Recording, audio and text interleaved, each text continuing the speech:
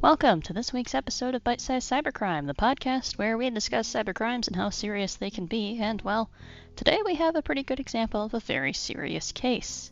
It is post-COVID times, and school has changed a lot. I was supposed to go to in-person college, and, well, I am not doing that. Currently, the pandemic is still going on. I'm certainly not denying that. In fact, this episode was delayed because I couldn't record at my dad's house because he had COVID, but no one really cares anymore, let's face it. And the Yankee Candle reviews for Does Not Smell Like Anything have gone way up. But schools are in person, mask requirements are dropping, no one has ever asked me to see my vaccine card.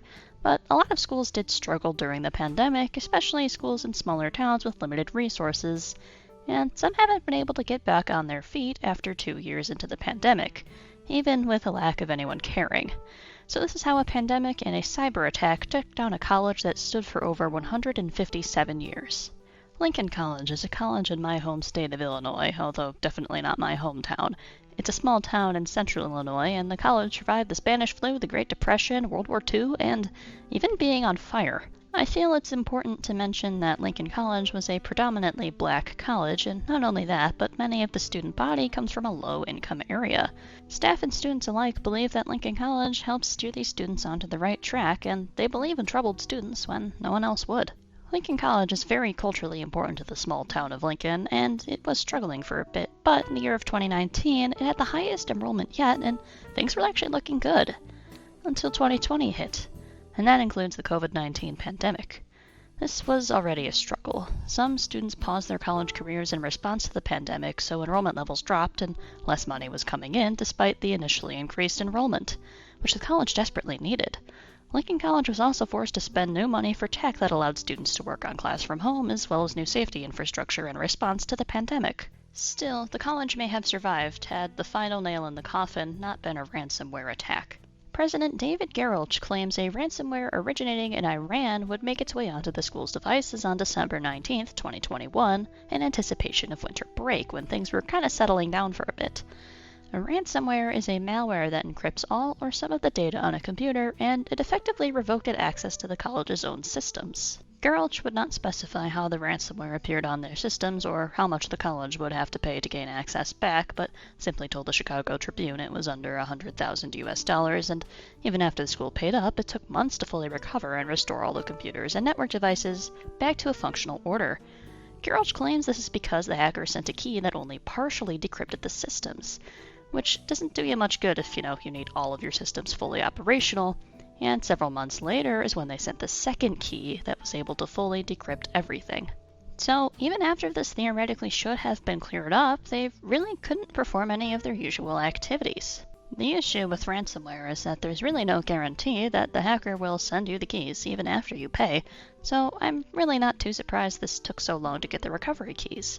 A ransomware attack can also be sneaky, staying dormant and undetected until it encrypts everything at the right moment.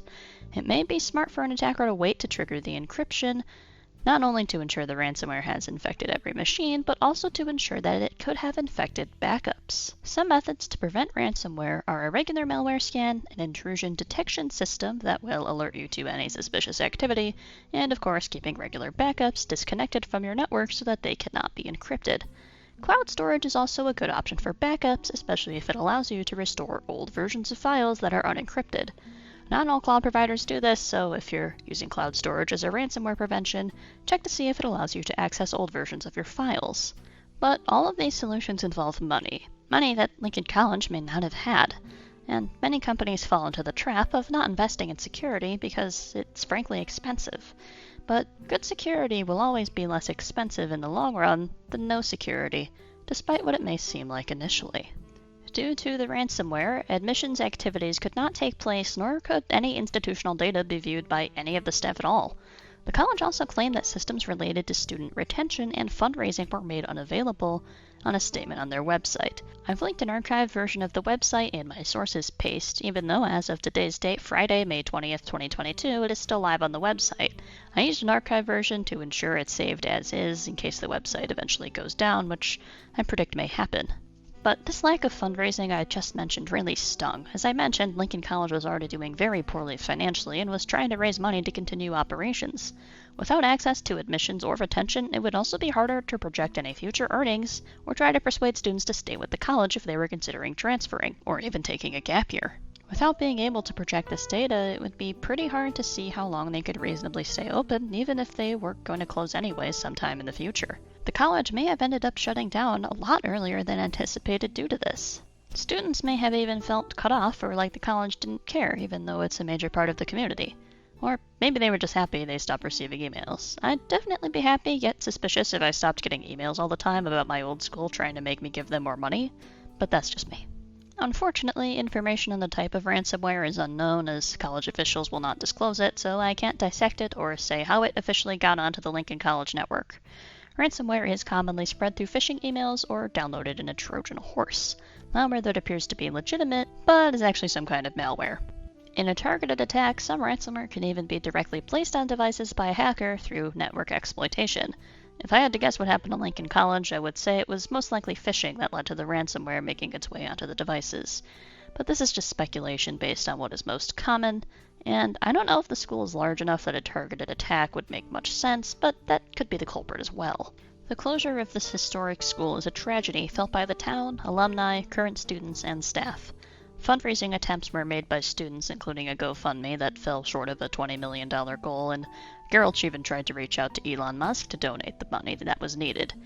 $50 million in total was needed to save the school, which, yes, was a lot more than what the ransomware can justify, but like I said, the financial situation was pretty dire, and the ransomware certainly didn't help at all.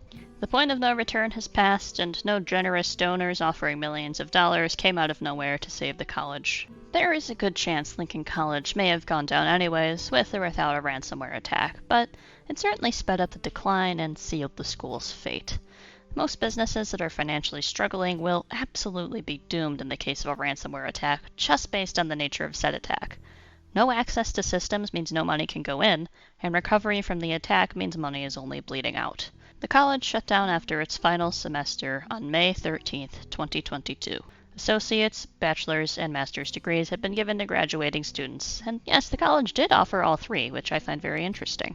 Current students who haven't yet finished their degrees are being advised by officials on how to transfer their credits so they can enroll in other schools. A transfer fair was even held to assist in finding a new college, some offering scholarships to the Lincoln students.